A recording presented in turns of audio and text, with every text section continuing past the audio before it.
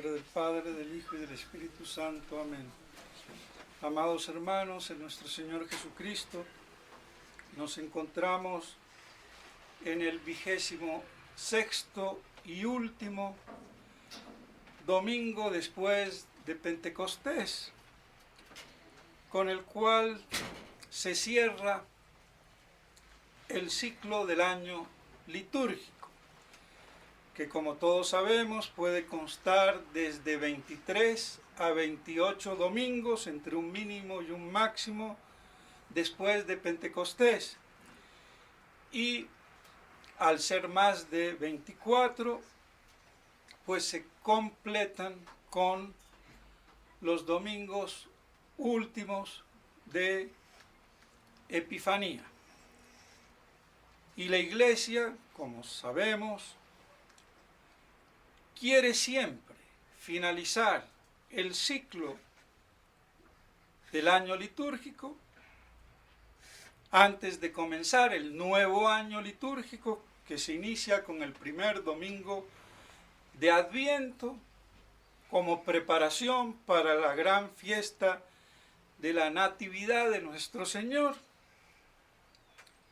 con el mismo y funesto y pésimo y estrambótico y caótico evangelio apocalíptico.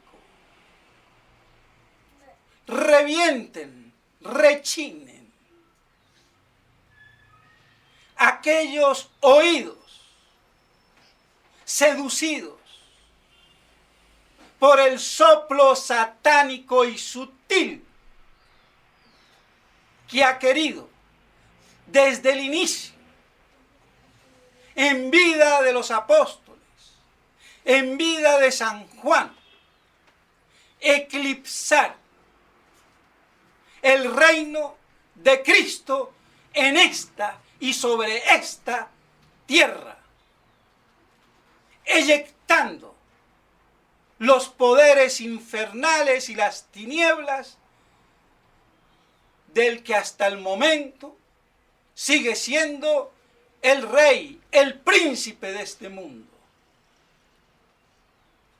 Y ese es el gran odio satánico a San Juan, a su Apocalipsis y al milenio, que es el culmen de la expresión, de la manifestación de la divinidad de nuestro Señor como Rey universal.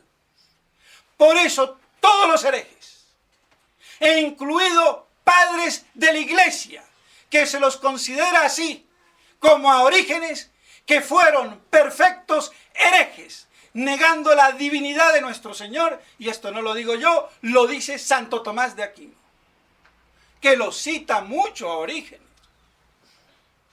pero le marca también su gran impiedad y error.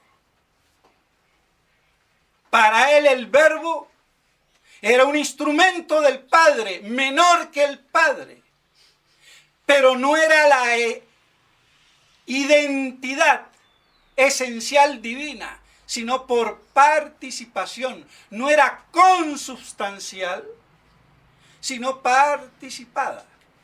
Y nosotros también somos divinos por participación de la gracia. Y no para ahí la cosa. El Espíritu Santo fue también hecho por el Verbo, instrumento del Padre, y menor que el Padre, divino por participación y no esencialmente, y fue hecho entre todas las cosas que hizo el Verbo. Luego, más negación de la Santísima Trinidad no puede existir, y eso por Orígenes. Ahora, que los incultos, indoctos e ignorantes, sacerdotes y el clero no lo tenga presente y no lo sepa, eso ya no es culpa mía. Pero que queden claras las cosas, porque tanto Cayo como Orígenes, que fueron los primeros en impugnar el Apocalipsis y siguiendo Orígenes a Cayo, que era Alogos, no creía en la divinidad. Igualmente Orígenes no creía en la divinidad de Cristo. Y por eso entonces pusieron en duda la autenticidad del Apocalipsis como obra de San Juan y se la atribuyeron al hereje judaico Cerinto, del cual en vida de San Juan relata San Irineo que entrando San Juan a los baños termales públicos en Éfeso, se entera de que está allí Cerinto y dice: no entremos y salgamos antes que se nos caigan las bóvedas encima. O sea que con el hereje ni la cercanía, ni en un baño público. ¿Qué baños eran? Los baños turcos. Eso eran los baños públicos. Y que todavía existen en Siria. A la mañana van las mujeres o en la tarde van los hombres. O al revés. Bueno, para que no nos extrañe. Otra cosa es que en nuestra cultura occidental esos conceptos no se manejan. Pues bien, entonces, nada de raro tiene que desde el inicio Satanás haya hecho lo imposible para quitar todo aquello que le presagiaba su derrota, tanto de derecho como de hecho. Fue derrotado en la cruz, pero de hecho seguía él imperando en una tierra maldecida por los pecados, comenzando por los de los ángeles, que produjeron los abrojos y las espinas, porque todo lo que creó Dios lo hizo bueno.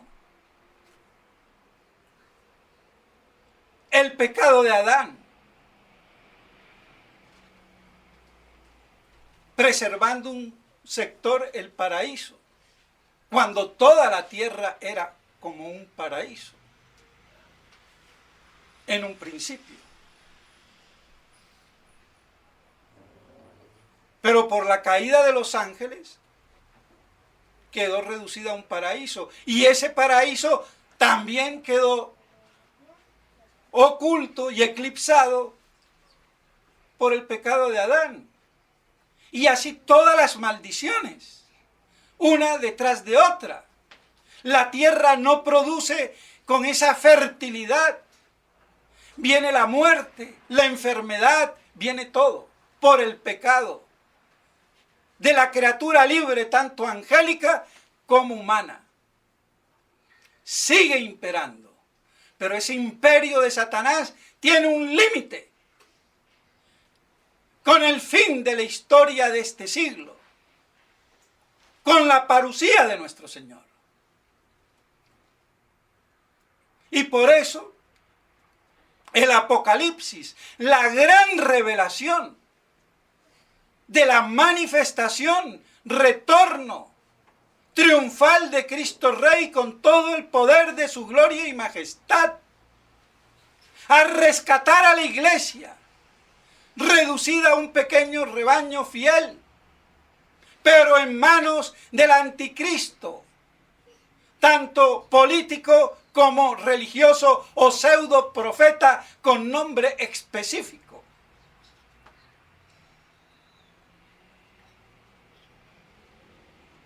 Entonces, es evidente la confrontación. Ahora que el clero ignorante no lo sepa, que tenga premisas mentales desviadas, eso es problema ya de ellos. Pero eso no les da derecho a pontificar en el error. y peor aún, a hacer profecías falsas, tergiversando.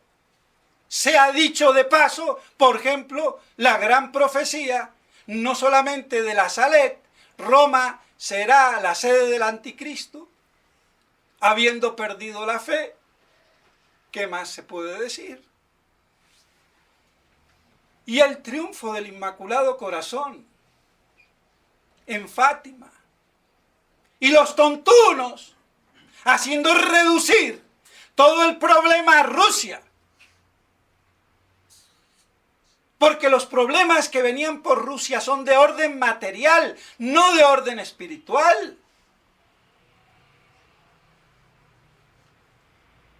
Ni aún Rusia convertida me va a resolver el problema de la apostasía de Roma.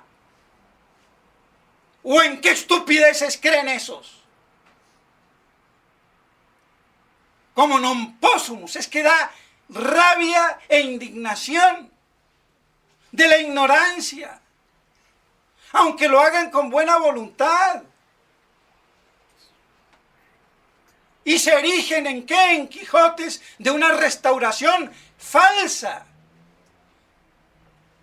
¿Y a qué verdad religiosa se va a convertir Rusia?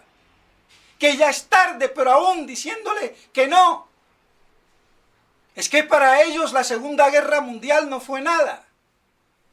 Y los problemas de Rusia es la apostasía del Vaticano. No, señor. No, señor. Esos son los males espirituales. Que es muy distinto. Entonces, todos estos desenfocados, con una aparente piedad, le están haciendo el juego al demonio. Y no se dan cuenta. Por eso los invito, si tienen interés por la verdad, a que se haga una confrontación inteligente y teológica con nombre y apellido, no hay ningún problema. Pero no para dialogar en igualdad, sino para convencer con el poder de la verdad. Y si no quedan convencidos, por lo menos que queden anulados. Pero que no sigan captando las inteligencias de los fieles y las desvíen en sus estupideces y fábulas.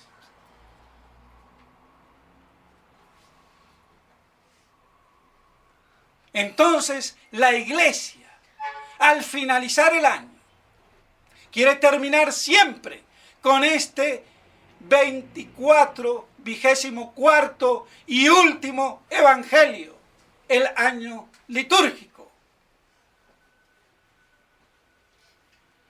Y no porque la Iglesia sea pesimista, es optimista en la verdad y esperanzada en la bienaventurada esperanza de la parusía.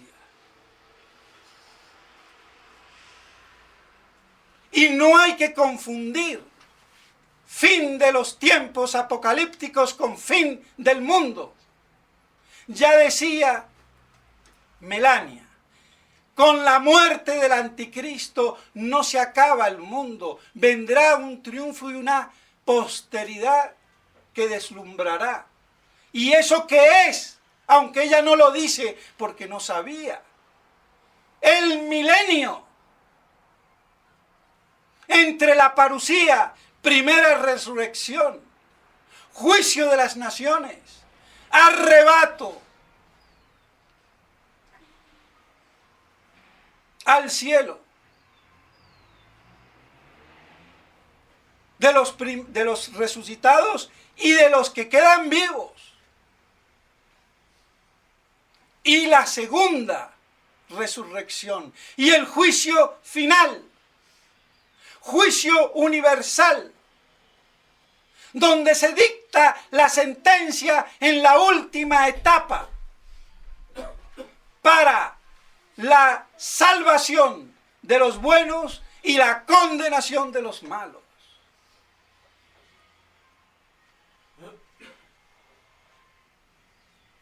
Pero la venida de Cristo en gloria y majestad ya inicia el juicio. Pero ese juicio tiene, por decirlo así, dos etapas. Desde la primera, con la resurrección de los santos, y el intervalo intermedio, y después la resurrección de todo el resto que no resucitó en la primera, y el juicio universal, donde se imparte la sentencia definitiva y se dividen las aguas de lo temporal a lo eterno. Pero como estas cosas fueron desde hace miles de años, 2000 años,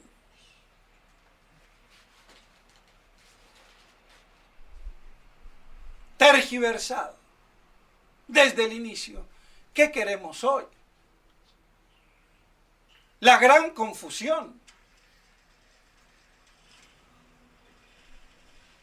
Por eso entonces la Iglesia quiere siempre terminar con este evangelio, que parece caótico. ¡Qué desastre, qué hecatombe! Esa es la parte negativa y antecedente de la parusía. La gran tribulación, la gran apostasía, aunque el evangelio de hoy no nos habla de gran apostasía, pero en otros textos paralelos sí, nos habla de la gran tribulación. Nos habla de la abominación de la desolación en lugar santo, cual fue predicha por Daniel. Y Daniel ya había predicho que el templo iba a ser desolado. ¿Y cuándo lo fue? En la época de los macabeos, donde se puso la estatua de Júpiter en el templo. Y por eso toda la historia de los macabeos, para preservar el culto. Y posterior a eso también, en época de Pilatos, se pone la estatua de César. Y en otra ocasión, la de Adriano. Entonces, cuando veáis la abominación, el falso culto, la idolatría dentro del templo,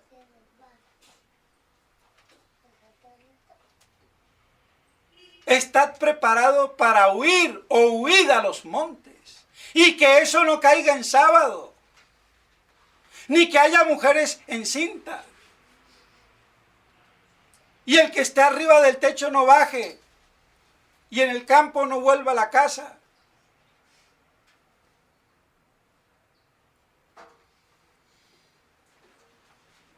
Claro está que aquí viene ese fenómeno donde nuestro Señor, viendo en la destrucción de Jerusalén por Tito en el año 70, no quedando piedra sobre piedra, sino un paredón de contención del muro de las lamentaciones.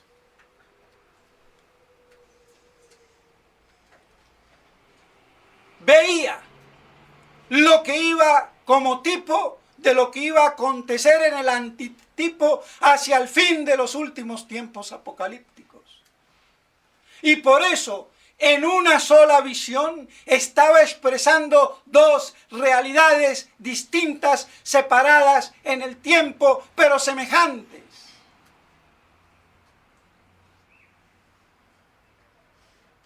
Y alertando con el ejemplo de la higuera. Si se ve reverdecer la higuera o cualquier árbol, es porque, pero la higuera parece que reverdece antes que viene el verano. Y la higuera también, como quieren los judíos, y en la exégesis también católica, Israel. Y la higuera ya ha reverdecido. Israel como Estado comienza en el año 47 o 48 y Jerusalén deja de ser ahollada por los gentiles y en manos de los judíos en el 67 después de la guerra de los 6 días.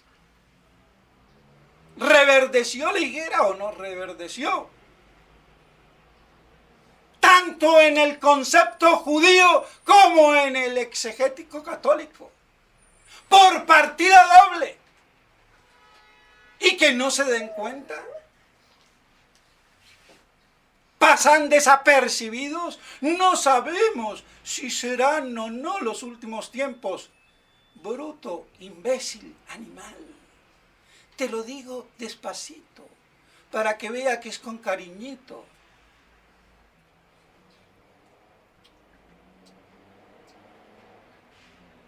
No sabrás tú, por idiota. Pero no pontifiques en tu idiotez. Así de claro. Como algunos en la fraternité, y digo fraternité porque son francesitos, gallitos de pelea, pues aquí hay leones que se comen a los gallos y a las gallinas o a las gainas, así que ojo. Perfectamente se sabe. Y los signos, aunque un signo ya estaba, el del Evangelio por todo el mundo. Y por eso cuando fue por todo el mundo predicado en el 60, ya cayó Jerusalén. Físicamente, en manos de los romanos. El otro signo, la higuera, ese sí, venía después de la caída de Jerusalén, la diáspora, y volver a la tierra prometida. Año 47-48 y Jerusalén en el 67. ¿Reverdeció o no reverdeció?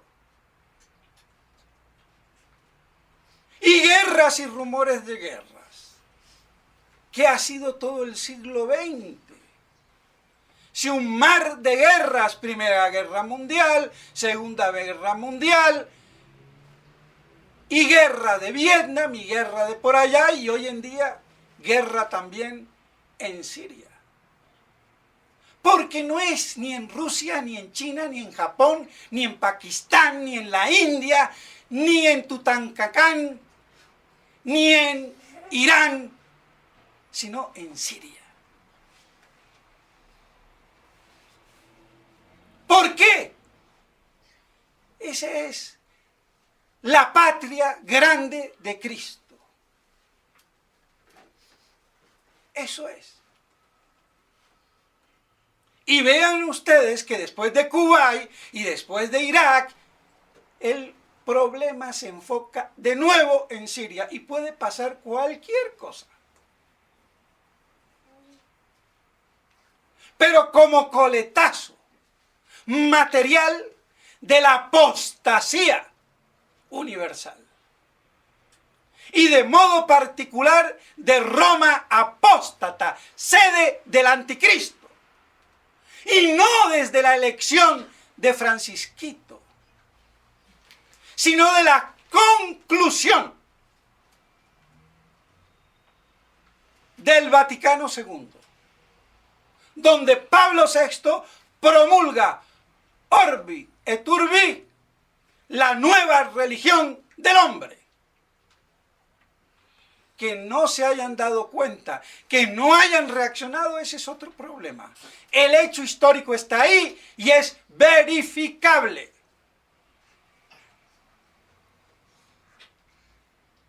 Y aquí hay una sucesión de impostores y de antipapas y de pseudoprofetas, uno detrás del otro.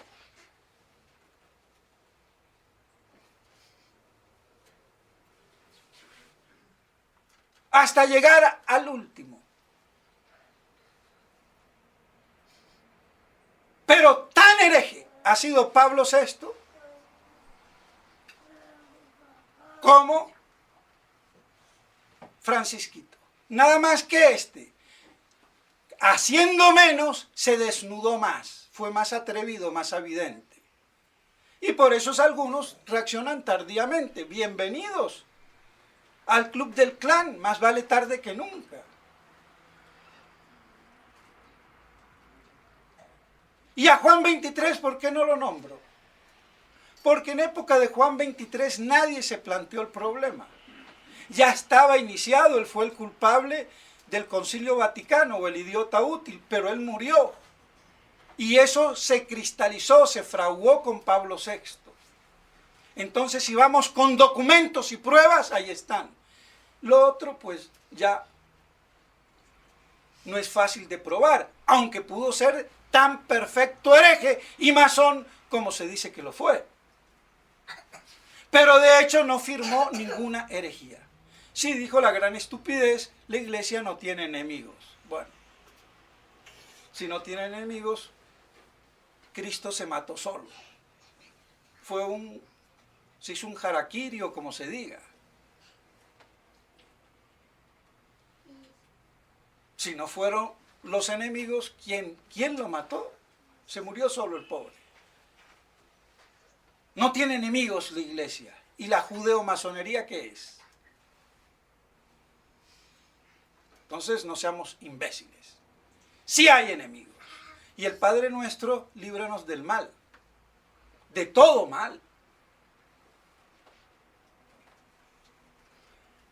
Entonces, quede claro. Y esa huida que fue efectiva y ruina de Jerusalén, pues lo mismo le acontecerá al mundo. La destrucción del mundo. Por eso la hecatombe cósmica. Y huid a los montes.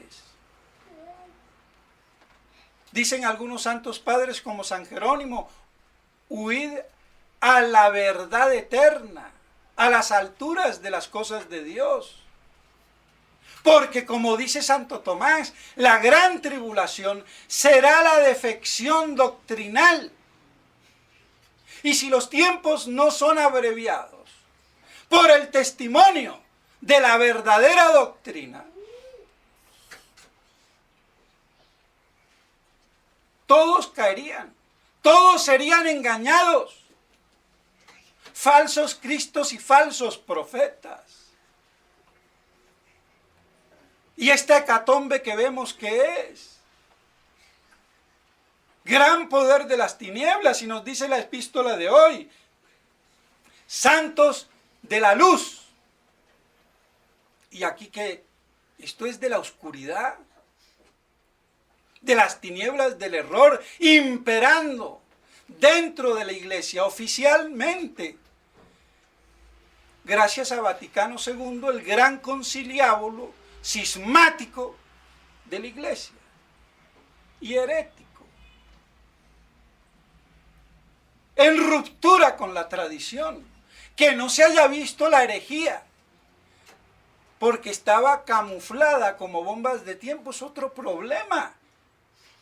Que yo no haya visto como médico el cáncer que se inició hace 20 años, pero no quiere decir que el cáncer es de hoy o de ayer, por lo menos de hace, si no 20, 15 años. Pues bueno, aquí, salvando las distancias, pasa algo parecido. Pero hoy tenemos que darnos cuenta.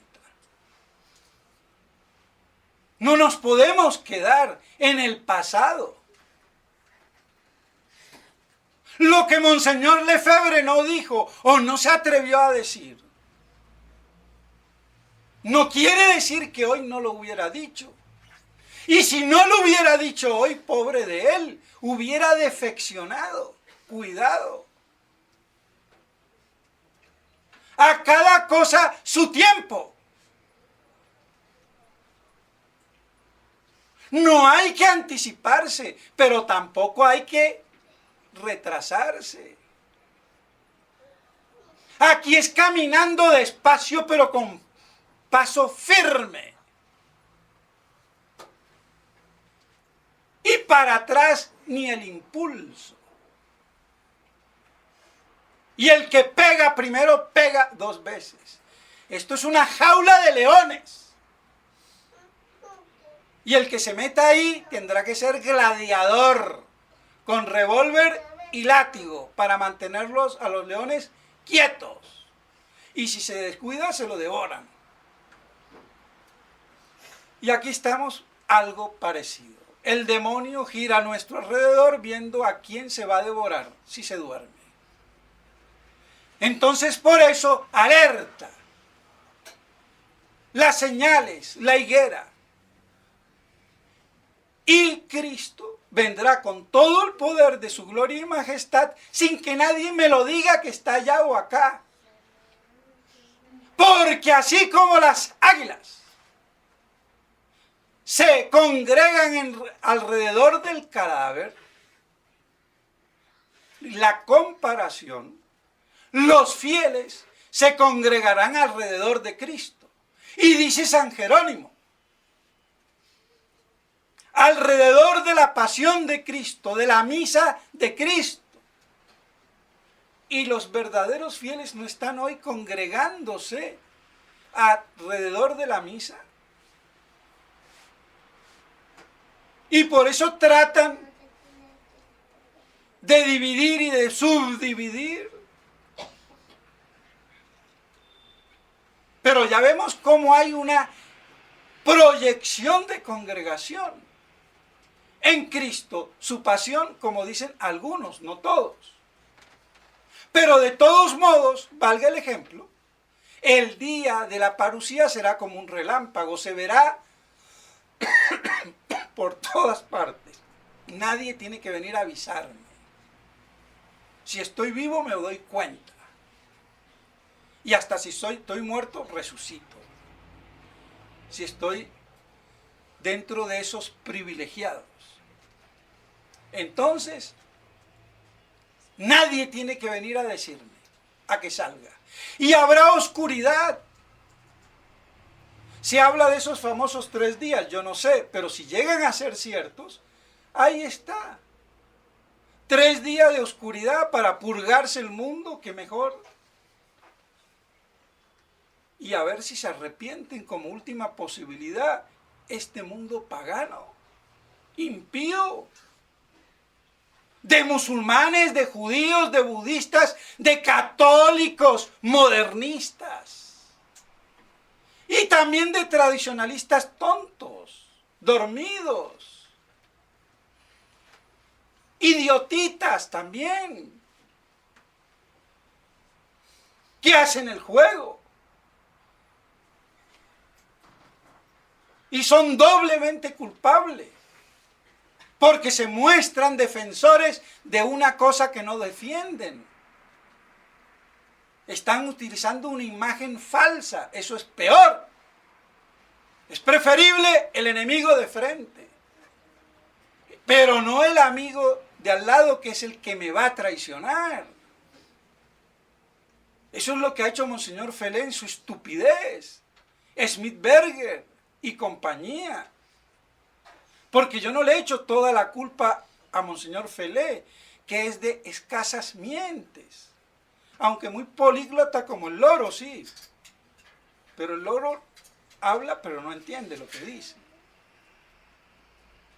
Pero el cerebro gris, Smithberger, y los asesores que tiene sí saben. Entonces,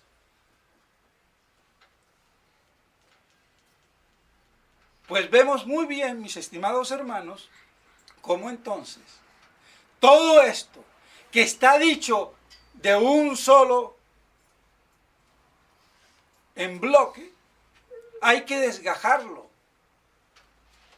entre la caída de Jerusalén y la destrucción del mundo. Tipo y antitipo.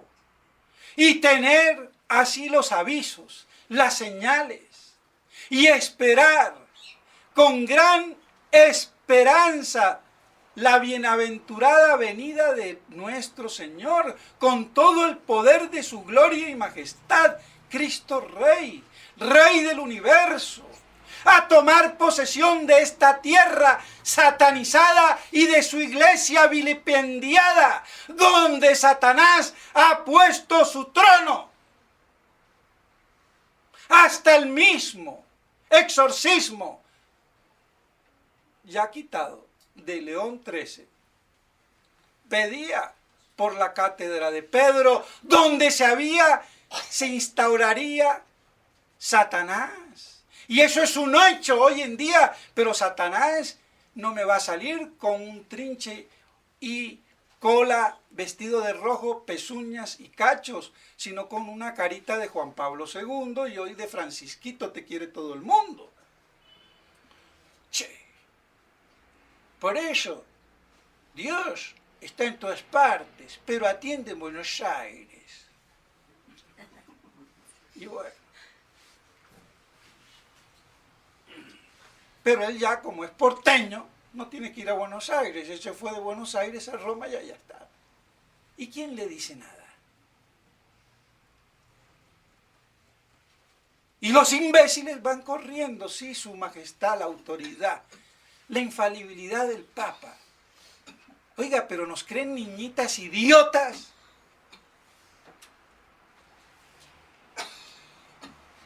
Oiga, vírgenes sí, pero no estúpidas, sino inteligentes. Ciencia, sapiencia, como dice la epístola de hoy. La religión católica no es de bobos ni de brutos, de inteligentes. Y de la inteligencia y sabiduría divinas. No humanas, divinas. Otra cosa es que el voluntarista me haya hecho idiota. Sí, yo, monjita bigotuda. Sí, muy santita y muy idiota.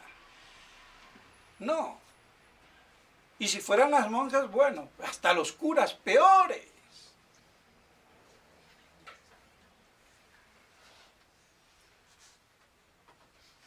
Afeminados mentalmente, sin capacidad de combate. Un hombre que no tenga capacidad de combate es un afeminado. Y más si es un confirmado en Cristo Rey para defender como soldado, ¿qué pasa? Falta averaje, virilidad, virtud, fortaleza. Pues bien, mis estimados hermanos, habría muchísimo más que decir, pero no quiero abusar de la paciencia y no lo puedo decir todo. Pero este evangelio con el que quiere finalizar el año litúrgico la Iglesia es de gran esperanza, porque espera la victoria y el triunfo real y total de Cristo Rey, de los sagrados corazones de Jesús y María, del triunfo inmaculado de María, del corazón de María. Que todo es lo mismo, porque el corazón de carne de nuestro Señor lo tomó de la carne de las entrañas puras y virginales de la Santísima Virgen María, cosa que dicho de paso no cree el viejito de 90 y pico años, Padre Llanos. Yo soy feliz, eres un feliz degenerado hereje que no crees en la virginidad de la Virgen y te dices católico y ningún obispo te excomulga porque son quizás peores que tú. Y con 92 años o algo por ahí, soy un viejito feliz, eres un pendejo, perdón, cuando menos. Y en Colombia esa palabra suena feita en un sermón, pero quiere decir idiota. Porque en otras partes creo que quiere decir otras cosas peores. No la debí de decir, perdón. Pero ¿cómo es que un hombre de 90 años diga que es feliz y niega la virginidad perpetua de Nuestra Señora y niega otras cosas más. Y es el gran Padre Llanos que escribe en el periódico. Pues ahí te va.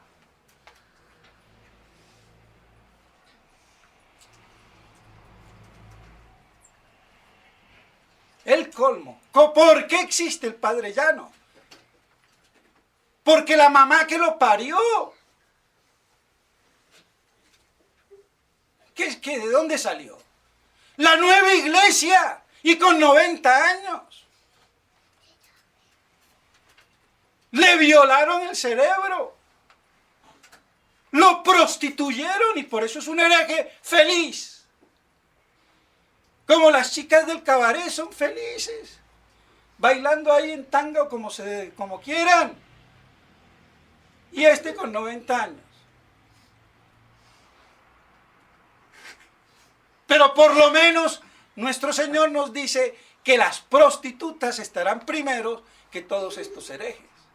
Para demostrarnos que es peor la prostitución intelectual, religiosa, que la carnal, física. Así que siga diciendo que es feliz. Ojalá que se convierta. Y lo digo por si alguien va y le dice, a ver si la gracia del Espíritu Santo y Nuestra Señora le ayudan y se convierte, porque si no, ¿a dónde se va a ir? Alegremente feliz en el infierno. Pero es que ni cree en el infierno, el desgraciado. Según él, ¿a qué infierno si no existe? Dios mío, recemos por él. Pero hereje de pura cepa. Pues bien, acabado el paréntesis, entonces, mis estimados hermanos, la bienaventurada esperanza apocalíptica de la presencia de nuestro Señor con todo el poder de su gloria y majestad en su segundo retorno, para que así se haga la voluntad de Dios tanto en el cielo como en la tierra, y haya un solo rebaño que después de haber sido congregado, santificado y preparado para ver al Padre, nuestro Señor lo entregue al Padre del cual Él procede. Y así entonces se entre en la eternidad. ¿Qué mayor esperanza? ¿Qué mayor gloria? ¿Y qué mayor inyección para poder mantenerse uno en esta gran tribulación, que si los tiempos no se abrevian, ¿quién se salvaría? ¿Quién? Ya lo vemos. Si nosotros estamos a punto de claudicar en cualquier momento. Por eso no nos podemos dormir y pedir, ven Señor Jesús. Y que esa sea una oración que nos santifique, pedida de todo corazón. Y que así podamos entonces perseverar en la verdad de pie, sin caer por la gracia de Dios. Que la Santísima Virgen María nos ayude a mantenernos de pie y que podamos así santificarnos en la gracia de Dios. En nombre del Padre, del Hijo y del Espíritu Santo. Amén.